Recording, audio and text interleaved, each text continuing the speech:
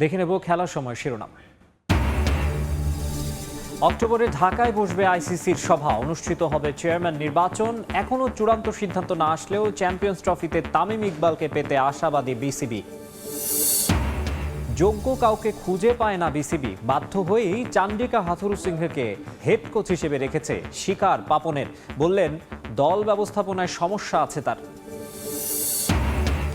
৩রা August চট্টগ্রামের পরিবর্তে ঢাকায় শুরু ক্রিকেটারদের কন্ডিশনিং ক্যাম্প। যোগ দিচ্ছেন না সাকিব, প্রস্তুতি ছাড়াই খেলবেন পাকিস্তানের বিপক্ষে টেস্ট সিরিজ। এবং প্যারিস অলিম্পিকে স্বপ্ন পূরণে ব্যর্থ রবিউল। ১০ মিটার এয়ার রাইফেলে ৪৯ জনের মধ্যে ৪৩তম হয়ে বিদায়। অভিজ্ঞতার ঘাটতিকে দুষলেন শুটার।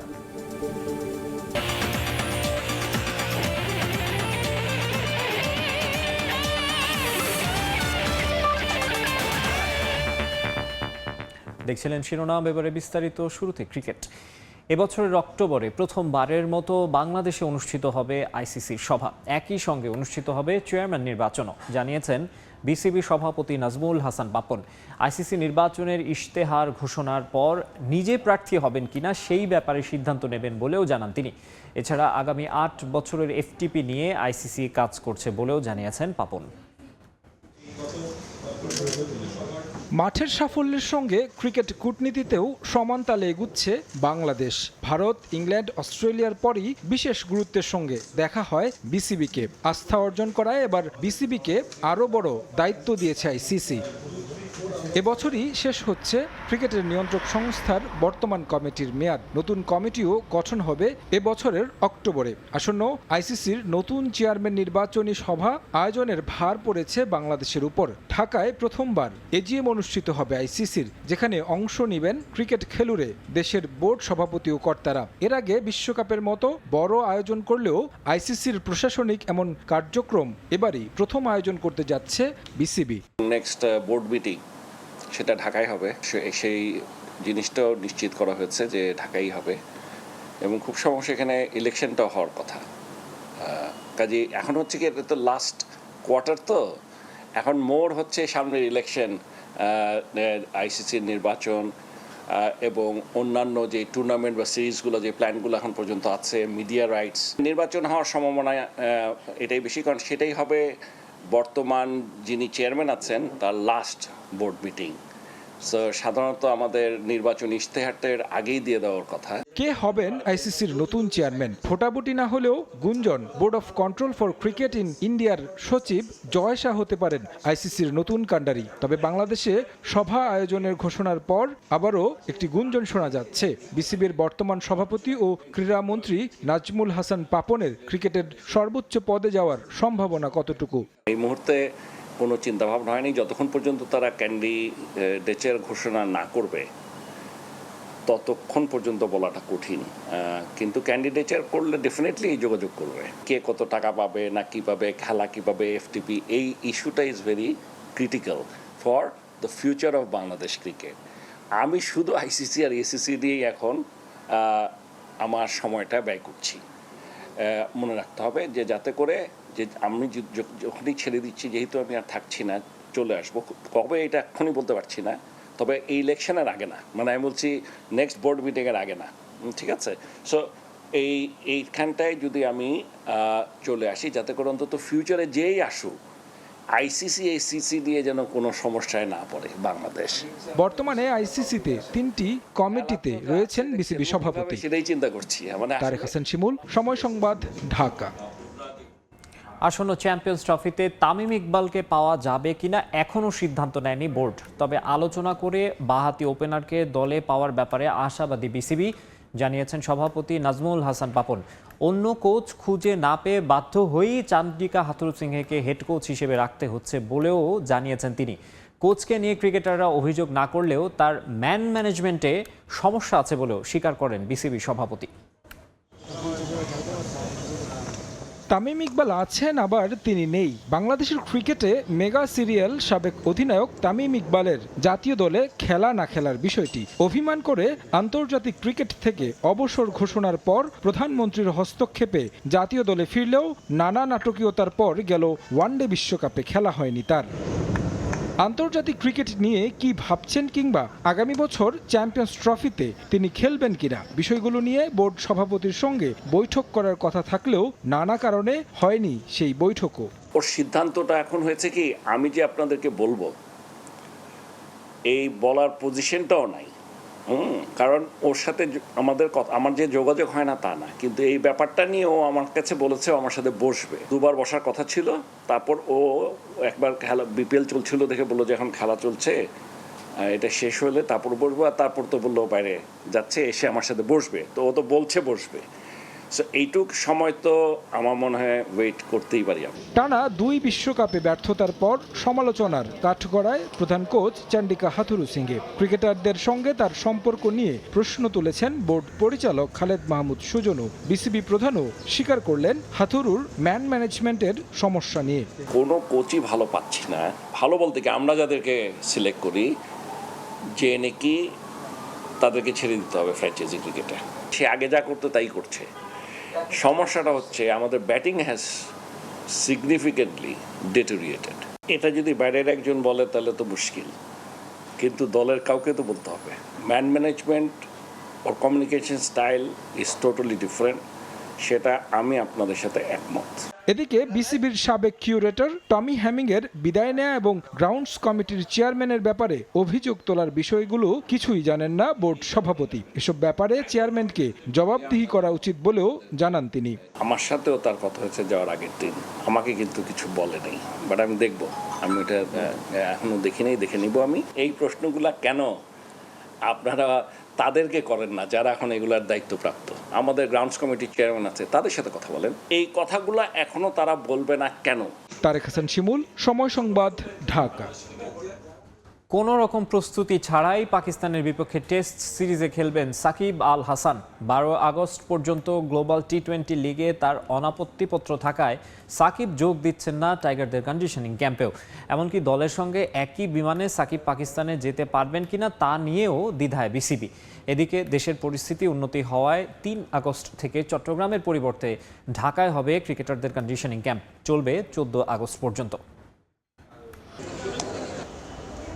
তিনি ব্যতিক্রম, বরাবরই তার জন্য যেন ভিন্ন নিয়ম। অবশ্য নিয়ম নীতির তোয়াক্কা তিনি করেন কিনা উঠতে পারে সেই প্রশ্ন। তারপরেও নামটা যখন সাকিব আল হাসান, বিসিবিও দেখায় উদারতা। প্রায় 5 মাস পর পাকিস্তানের বিপক্ষে টেস্ট দিয়ে সাদা পোশাকের ক্রিকেটে ফিরছে বাংলাদেশ। টেস্ট চ্যাম্পিয়নশিপের অংশ হয় যেই সিরিজ পাচ্ছে বাড়তি গুরুত্ব।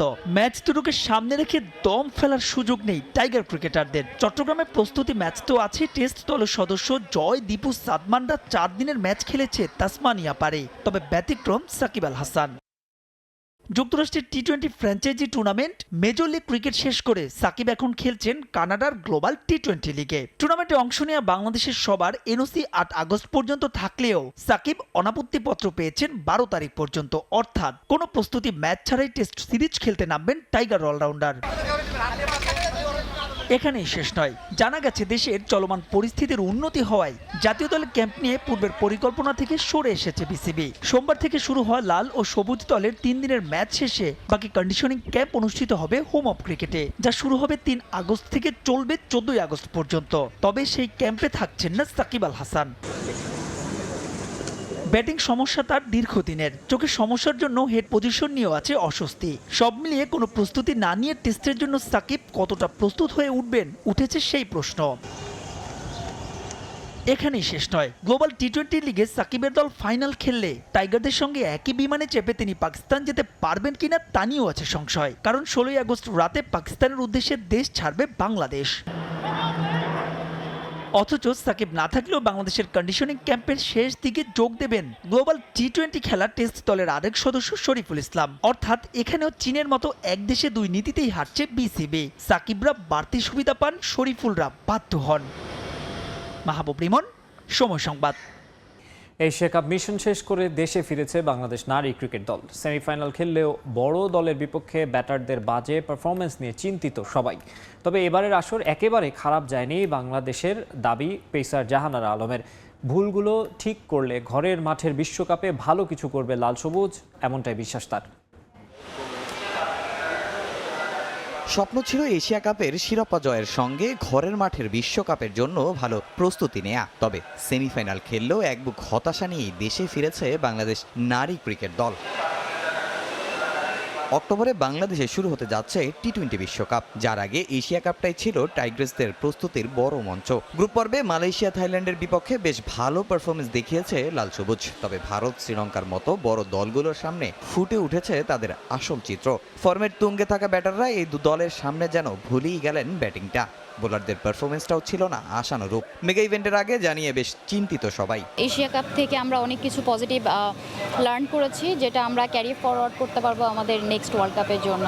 এক্সপেকটেশন ওয়াইজ যদি ফুলফিল হতো তাহলে তো হয়তো আমরা সেমিফাইনাল উইনই করতে পারতাম ইনশাআল্লাহ, হতে পারতো। So it was like part of game আমি মনে করি। করেছে সে তার স্কিল শো করেছে, ক্যাপ্টেন কন্টিনিউয়াসলি তার ভালো পারফরমেন্স করেছে। স্বর্ণা সে যখনই সুযোগ পেয়েছে তার পজিটিভ ইন্টেন্ট শো করেছে। সো ইনফ্যাক্ট দোলা ভালো স্টার্ট করেছে। আমরা অবশ্যই কাজ করব, আমাদের হাতে কিছু সময় আছে ইনশাআল্লাহ। ঘরের মাটিতে ওয়ার্ল্ড কাপ, সবার এক্সপেকটেশন অনেক হাই থাকবে এবং আমরা অবশ্যই চেষ্টা করব যে আমাদের ফল্টগুলি যেন আমরা ওভারকাম করে আমরা ব্যাটিংয়ে দারুণ পারফরমেন্স করতে পারি অ্যাজ এ ব্যাটিং ইউনিট। আমার মনে হয় যে অ্যাজ এ ব্যাটিং ইউনিট আমরা যদি একটু ভালো করতে পারি ইনশাআল্লাহ রেজাল্ট আমাদের পরে আসবেই আসবে। ঘরোয়া লিগে পারফর্ম করে প্রায় 1 বছর পর জাতীয় দলে ডাক পেয়েছেন জাহানারা। গ্রুপ পর্বে খেলেছেন মালয়েশিয়ার বিপক্ষে, ভারতের বিপক্ষে সেমিফাইনালও মিলেছে সুযোগ।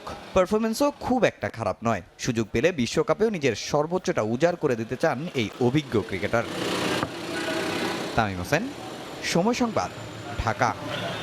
প্যারিস অলিম্পিকে আশাহত করল শুটিং। শীর্ষ 8-এ খেলার স্বপ্ন নিয়ে গেলেও 10 মিটার এয়ার রাইফেলে রবিউল ইসলাম বিদায় নিয়েছেন 43তম হয়ে। এমনকি নিজের বেস্ট স্কোরও স্পর্শ করতে পারেননি তিনি। ব্যর্থতার পেছনে পর্যাপ্ত ম্যাচ না খেলাকেই দায়ী করছেন এই শুটার, যার সঙ্গে সুর মিলিয়েছেন কোচ এবং ফেডারেশন কর্তারাও। প্যারিস থেকে বিস্তারিত জানাচ্ছেন SM ইকবাল। হতাশার মধ্য দিয়ে শেষ হলো শুটিংয়ে বাংলাদেশের আরও একটি অলিম্পিক গেমস।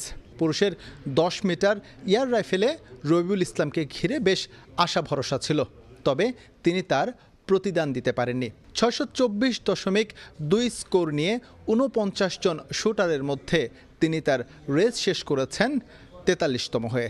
631.7 পয়েন্ট নিয়ে 10 মিটার এয়ার রাইফেলের কোয়ালিফাইং রাউন্ডে টপ করছে চীনের শেন লিয়াও, যে কিনা 10 মিটার মিশ্র এয়ার রাইফেলের ইতিমধ্যে স্বর্ণপদক জিতেছে চীনের হয়ে। এই ইভেন্টের কোয়ালিফাইং রাউন্ডে সর্বনিম্ন পয়েন্ট এসেছে 629.8। অর্থাৎ রবিউলের সঙ্গে তাদের যে স্পষ্ট ব্যবধান রয়েছে তা কিন্তু বলাই যায়।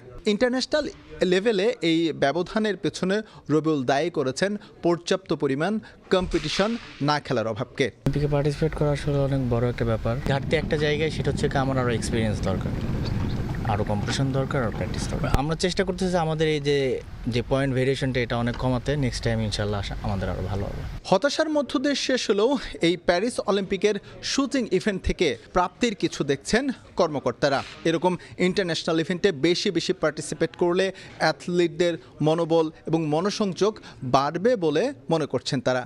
একই সঙ্গে বৈশ্বিক যে ইভেন্ট রয়েছে বা মহাদেশীয় যে ইভেন্ট রয়েছে সেই ইভেন্টগুলোতে অংশ নেওয়ার বিকল্প দেখছেন না তারা। Today he's not his day, you know, but the good news for him is he don't have big mistake, you know. It's really important. He don't have big mistake. He just have a bad luck about that small thing coming. আমাদের দুর্বলতা হলো mental. It's a mental game. মেন্টালটাকে ঠিক করতে হলে বিদেশে games খেলতে হবে। আমরা যত বেশি বিদেশে যদি গেমস খেলতে পারতাম, এটা ম্যাচ টেম্পারমেন্টটা ঠিক হতো। আর ম্যাচ টেম্পারমেন্টটা ঠিক হলেই বললাম ইজিলি আমরা বললাম অনেক উপরের লেভেলে চলে যেতে পারতাম। এই ইভেন্টে চীন টপ করলেও শীর্ষ 8-এ জায়গা করে নিয়েছে ক্রোয়েশিয়ার 2 জন শুটার। এছাড়াও উপমহাদেশ থেকে মেডেল ফাইটে আছে ভারত, আর আর্জেন্টিনা ঘাড়ে শ্বাস ফেলছে চীনের। এখন দেখার বিষয় 10 মিটার এয়ার রাইফেলে পদক বাগিয়ে নেয় কোন দেশ। সাটারু শুটিং স্পোর্টস কমপ্লেক্স থেকে SM ইকবাল, সময় সংবাদ, ফ্রান্স। এখন পর্যন্ত হতাশ করেছে প্যারিস অলিম্পিকের উপস্থিত দর্শক। ফ্যান জোন থেকে শুরু করে প্যারিসের দর্শনীয় স্থানগুলোতে নেই প্রত্যাশিত জনসমাগম, যার ফলে কিছুটা হলেও ফিকে মনে হচ্ছে ফ্রান্সের এই আয়োজন। খারাপ আবহাওয়া আর ফ্রান্সের রেল নেটওয়ার্ক কে দুর্বৃত্তের হামলার জন্য অলিম্পিক এখন পর্যন্ত প্রত্যাশিত জনপ্রিয়তা অর্জন করতে পারেনি বলে ধারণা অনেকেরই, যদিও তা নিয়ে রয়েছে মতপার্থক্য। প্যারিস থেকে SM ইকবালের আরও একটি রিপোর্ট। নানা রকম নেতিবাচক আলোচনা সমালোচনা, এরপর জমকালো উদ্বোধন। প্যারিস অলিম্পিকে আপাতত এই দুই ভাগেই বিভক্ত করা যেতে পারে, যদিও এখনই গেমসের সফলতা ব্যর্থতা নিরূপণ করার জন্য যথেষ্ট সময় গড়ায়নি। তারপরও এটা বলতে হয় যে প্রত্যাশা নিয়ে শুরু করা হয়েছিল প্যারিস অলিম্পিক, সেটা কিন্তু এখন পর্যন্ত পূরণ হয়নি।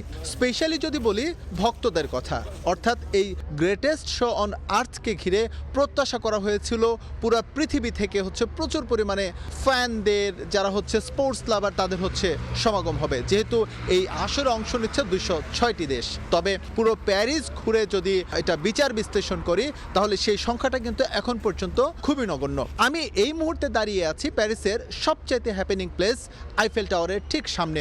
এখানে আপনারা ঠিক যেমনটি দেখতে পাচ্ছেন, যেই ভ্রমণ পিপাসুদের দেখতে পাচ্ছেন, তারা যে শুধুমাত্র অলিম্পিক গেমসকে কেন্দ্র করে এসেছে তা কিন্তু বললে ভুল হবে। বরং আমরা যাদের দেখেছি, যাদের সঙ্গে কথা বলেছি, গ্রীষ্মকালীন সময়ে অনেকেই ইউরোপ ট্যুরে আসে, সেই ইউরোপ ট্যুরে কিন্তু এসেছে, অলিম্পিক গেমসকে কেন্দ্র করে নয়। আইফেল টাওয়ার অসাধারণ, আমার কল্পনার চাইতেও তা সুন্দর, এটা বিশাল। এই যে স্বল্প সংখ্যক দর্শক সমাগম, এর পেছনে দুটো যুক্তি থাকতে পারে। বৃষ্টির কারণে সমস্যা শুরু হওয়ায় দর্শক কিছুটা কম হচ্ছে বলে আমার মনে হচ্ছে। আয়োজন নিয়ে যদি বলেন, উদ্বোধনী অনুষ্ঠান দারুণ হয়েছে, যদিও আমি সেটি সামনাসামনি দেখতে পারিনি। আলোচনা সমালোচনা থাকবেই, কিন্তু চ্যালেঞ্জটা নিতে হবে কর্তৃপক্ষকে। এখন পর্যন্ত আমাদের কাছে ব্যবস্থাপনায় যতটুকু মনে হয়েছে, কিছুটা ত্রুটি বিচ্যুতি ঘাটতি তো অবশ্যই রয়েছে, এবং যার জন্য কিন্তু গণমাধ্যম সহ সাফার করেছে। তবে সামনের দিনগুলোতে সেই জায়গায় দৃষ্টি দেবে কর্তৃপক্ষ এবং সুন্দর একটি গেমস উপহার দেবে, এমন প্রত্যাশা রাখাই যায়। প্যারিস থেকে SM ইকবাল, সময় সংবাদ, ফ্রান্স। এবারে অলিম্পিক আয়োজন করতে যাচ্ছে ভারত। 2036 সালে গেমস আয়োজনের জন্য অফিসিয়ালি বিড করবে দেশটি। প্যারিস অলিম্পিকে প্রথমবারের মতো ইন্ডিয়া হাউস ওপেনিংয়ের পর ভারতে অলিম্পিক আয়োজনের স্বপ্নের কথা জানান রিলায়েন্স ফাউন্ডেশনের চেয়ারপারসন ও IOCর সদস্য নীতা আম্বানি।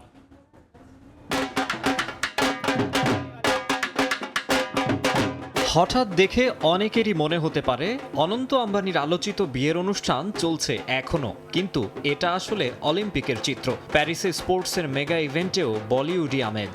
প্রথমবারের মতো অলিম্পিক ভিলেজে ইন্ডিয়া হাউস ওপেনিং হয়ে উঠেছিল ভারতীয় উৎসবের মঞ্চ, আর সেখানে মধ্যমণি নীতা আম্বানি।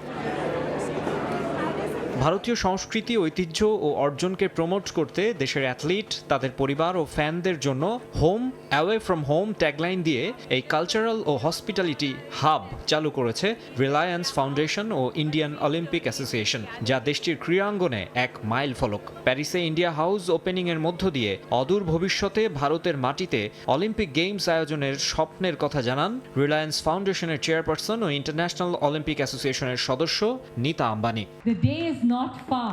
সেই দিনটা বেশি দূরে নয় যেদিন ভারতও অলিম্পিক গেমস আয়োজন করবে। এই ইন্ডিয়া হাউস ওপেনিং এর মধ্য দিয়ে আমাদের প্রত্যয় আরো দৃঢ় হলো।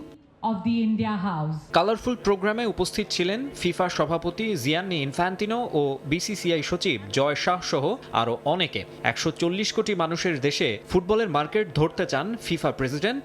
সাউথ এশিয়ান জায়ান্ট কান্ট্রিতে অলিম্পিক নিয়েও আশাবাদী তিনি।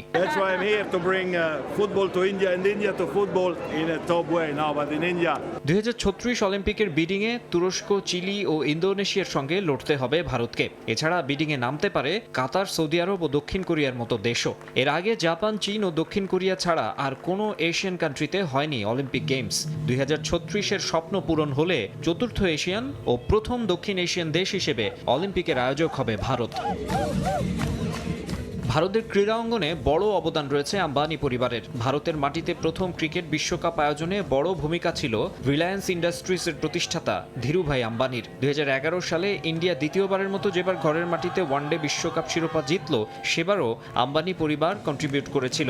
IPL দল মুম্বাই ইন্ডিয়ান্সের পাশাপাশি বিভিন্ন দেশের ফ্র্যাঞ্চাইজি টুর্নামেন্ট টিমের মালিক আম্বানি ফ্যামিলি। এবার প্রথম অলিম্পিক আয়োজনের স্বপ্ন পূরণেও সচেষ্ট তারা। আর 2036-এ সত্যিই ভারতে গ্রেটেস্ট শো অন আর্থ আয়োজিত হলে হোস্ট সিটি হতে পারে আহমেদাবাদ। মাকসুম আলম খান, সময় সংবাদ। সেন নদীর পানি দূষিত থাকায় বাতিল করা হয়েছে ট্রায়াথলনের সাঁতারের অনুশীলন। এতে বিপাকে অ্যাথলিটরা।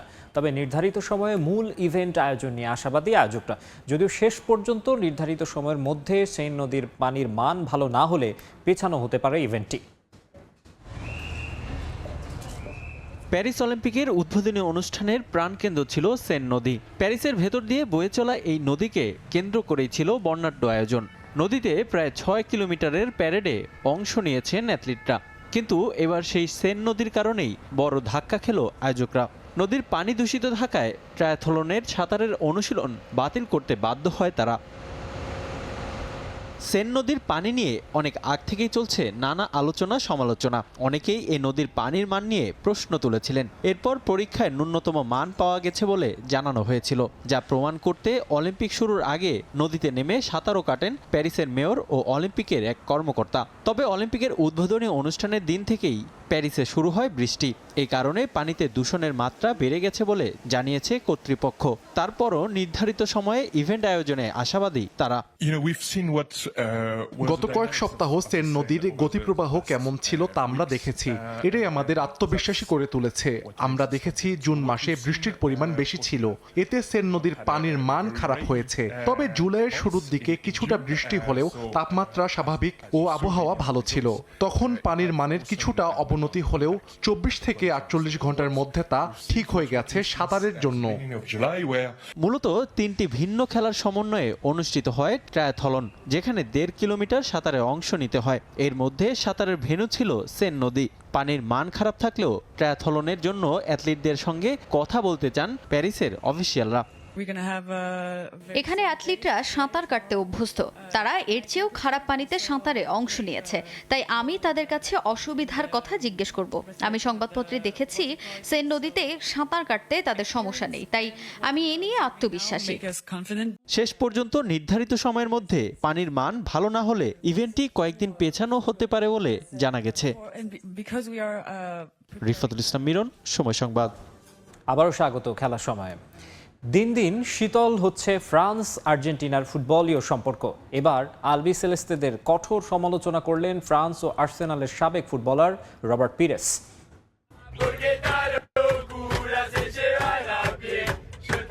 টানা দ্বিতীয়বারের মতো লাতিন শ্রেষ্ঠত্বের মুকুট মাথায় তুলে বিতর্কে জড়িয়েছে আকাশী নীল শিবির। কোপা আমেরিকার ফাইনাল শেষে টিম বাসে বর্ণবাদী স্লোগানে তোপের মুখে এনজো ফার্নান্দেস। 23 বছর বয়সী চেলসি মিডফিল্ডার অবশ্য এরই মধ্যে ক্ষমাও চেয়েছেন। তবে তাতে কি, ফ্রান্সকে নিয়ে করা তার বর্ণবাদী গান ফরাসিদের তাতিয়ে দিয়েছে, যার রেশ এখনো কাটেনি। আর্জেন্টাইনদের এমন কর্মকাণ্ডের তীব্র সমালোচনা করেছেন সাবেক ফ্রান্স ফুটবলার। আর্জেন্টিনা দল খারাপ করেছে, এটা ছিল পুরোপুরি বর্ণবাদী আচরণ। আমাদের লড়াই চালিয়ে যেতে হবে এবং এসবের বিরুদ্ধে লড়তে হবে। আমি এনজো ফার্নান্দেজকে চিনি, সে এরই মধ্যে অনেকভাবে ক্ষমা চেয়েছেন। তবে আমার মতে এটা আর্জেন্টিনার করা ভয়াবহ ভুল। কোপা আমেরিকার জয়ের পর কেন ফ্রান্সকে নিয়ে বর্ণবাদী মন্তব্য তা নিয়ে প্রশ্ন তুলেছেন অনেকেই। রবার্ট পিরেসের মতে কাতার বিশ্বকাপ ফাইনালে যে সম্পর্কের অবনতি ঘটেছিল দুই দেশের, তারই প্রতিক্রিয়া আকাশী নীল শিবিরে। দুঃখজনকভাবে কাতার ফাইনালের পর থেকেই আর্জেন্টিনার সঙ্গে আমাদের লড়াই চলছে। তবে এগুলো কেন হচ্ছে আমি বুঝি না, কারণ আর্জেন্টিনা কোপা আমেরিকা জিতলো এবং প্রথমেই তারা ফ্রান্স আর কিলিয়ান এমবাপ্পের কথা ভাবলো আর বাজে গান গাইলো।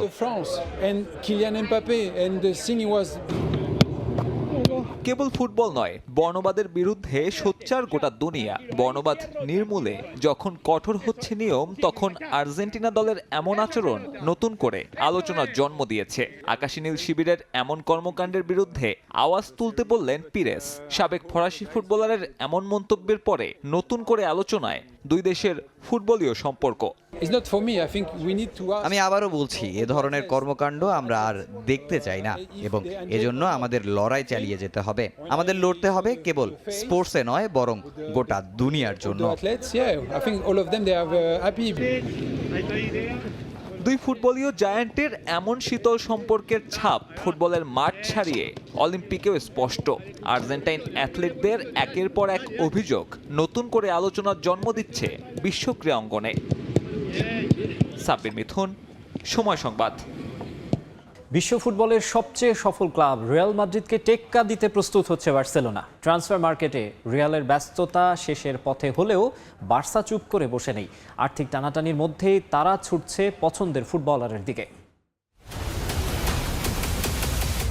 রিয়াল মাদ্রিদ বার্সেলোনার দৌড়টা শতাব্দী পুরনো, তবে নিঃসন্দেহে গেল 2 শতকে সেটা পেয়েছে ভিন্ন মাত্রা। ফ্লোরেন্তিনো পেরেজ প্রথম দফায় রিয়ালের প্রেসিডেন্ট হিসেবে দায়িত্ব নেওয়ার পর একঝাঁক তারকা ফুটবলারকে নিয়ে গড়েন একটা দল, যার নাম দেওয়া হয় গ্যালাকটিকোস। কিছুটা দেরিতে হলেও বার্সেলোনাও একই পথে হেঁটে দলে নেয় বড় সব তারকা। রিয়াল বার্সার লড়াইটা বিশ্ব ফুটবলের সবচেয়ে অনাকাঙ্ক্ষিত এক ম্যাচে পরিণত হয়। তবে মেসি রোনালদোর বিদায়ে সেই এল ক্লাসিকোর আবেদন অনেকটাই কমে গেছে। মেসি পরবর্তী যুগে আর্থিক সংকটে থাকা বার্সেলোনা তারকাদের পেছনে না ছুটলেও রিয়াল মাদ্রিদ থেমে নেই। আসছে মৌসুমে যে আক্রমণ ভাগ নিয়ে তারা মাঠে নামবে তা ভয় দাঁড়াবে বিশ্বের যে কোনো ক্লাবকে। এমবাপ্পে, ভিনি, বেলিংহ্যামদের জবাব দেওয়ার মতো অস্ত্র নেই বার্সার তুলনে। অবশ্য দারুণ একটা ইউরো পার করা লামিন ইয়ামাল কাতালানদের স্বপ্ন দেখাচ্ছে নতুন করে। এরপরও চির প্রতিদ্বন্দ্বীদের টেক্কা দিতে বসে নেই হুয়ান লাপোর্তা। টাইটেল ফাইট দেওয়ার জন্য নতুন কোচ হ্যান্সি ফ্লিককে বেশ কিছু নতুন ফুটবলার দিতে চান বার্সা প্রেসিডেন্ট। এখানে বলতে হয় দুজনের কথা। ইউরো চ্যাম্পিয়নশিপে আলো ছড়ানো নিকো উইলিয়ামস ও দানি ওলমো বার্সার উইশ লিস্টের শীর্ষে। যদিও এ দুজনেরই ট্রান্সফার বাজারে এখন দারুণ চাহিদা। চড়া ট্রান্সফার ফির সঙ্গে বার্সাকে অন্য ক্লাবগুলোর সঙ্গেও লড়াই করতে হবে। গণমাধ্যমের গুঞ্জন লাইপজিগে খেলা ওলমো এরই মধ্যে বার্সায় যোগ দেওয়ার বিষয়ে কথা দিয়েছেন। তবে সমস্যা হলো তার ট্রান্সফার ফি। আর্থিক সংকটে থাকা বার্সেলোনা আলোচনা করছে জার্মান ক্লাবটির সঙ্গে। বর্তমান স্কোয়াডের ফুটবলার না ছাড়লে নতুন খেলোয়াড় দলে ফেরাতে পারবে না কাতালান ক্লাবটি। অলমোর মতোই নিকো উইলিয়ামসও বার্সায় যোগ দিতে রাজি। বিলবাওয়ে খেলা এই উইঙ্গারকে পেতে উঠে পড়ে লেগেছে পিএসজিও। প্রয়োজনে তারা দ্বিগুণ অর্থ দিতেও রাজি। তবে শেষ পর্যন্ত হয়তো স্পেনেই থাকতে চাইবেন 22 বছর বয়সী এই উইঙ্গার। আর তাহলে নতুন মৌসুমে তাকে দেখা যেতে পারে বার্সার জার্সিতে। এই দুই ফুটবলারকে বার্সা দলে ফেরালে নিশ্চিতভাবেই আবারও পুরনো জৌলস ফিরবে রিয়াল বার্সার দৌড়তে। রিফাতুল ইসলাম মিরন, সময় সংবাদ। আবারও স্বাগত খেলার সময়ে। ভুটান জয় করে দেশে ফিরেছে বাংলাদেশ নারী ফুটবল দল। স্বাগতিক ভুটানের বিপক্ষে ফ্রেন্ডলি সিরিজে 2-0 ব্যবধানে জয় পেয়েছে বাংলার জয়িতারা। জয় নিয়ে দেশে ফিরে খুবই উচ্ছ্বসিত ফুটবলাররা। এই প্রথম নারী ফুটবল দল বিদেশি কোচের অধীনে দেশের বাইরে ম্যাচ খেলল। এর আগে নতুন কোচ পিটার বাটলারের অধীনে চাইনিজ তাইপের বিপক্ষে 2 ম্যাচেই হেরেছিল মেয়েরা। এ পর্যায়ে খেলার সময় শীর্ষ সংবাদ জানিয়ে দিচ্ছে আরেকবার। অক্টোবরে ঢাকায় বসবে আইসিসির সভা, অনুষ্ঠিত হবে চেয়ারম্যান নির্বাচন। এখনও চূড়ান্ত সিদ্ধান্ত না আসলেও চ্যাম্পিয়ন্স ট্রফিতে তামিম ইকবালকে পেতে আশাবাদী বিসিবি। 3রা আগস্ট চট্টগ্রামের পরিবর্তে ঢাকায় শুরু ক্রিকেটারদের কন্ডিশনিং ক্যাম্প। যোগ দিচ্ছেন না সাকিব। প্রস্তুতি ছাড়াই খেলবেন পাকিস্তানের বিপক্ষে টেস্ট সিরিজ। এবং প্যারিস অলিম্পিকে স্বপ্ন পূরণে ব্যর্থ রবিউল। 10 মিটার এয়ার রাইফেলে 49 জনের মধ্যে 43তম হয়ে বিদায়। অভিজ্ঞতার ঘাটতিকে দুষলেন শুটার। এই ছিল খেলার সময়ের এখনকার আয়োজনে।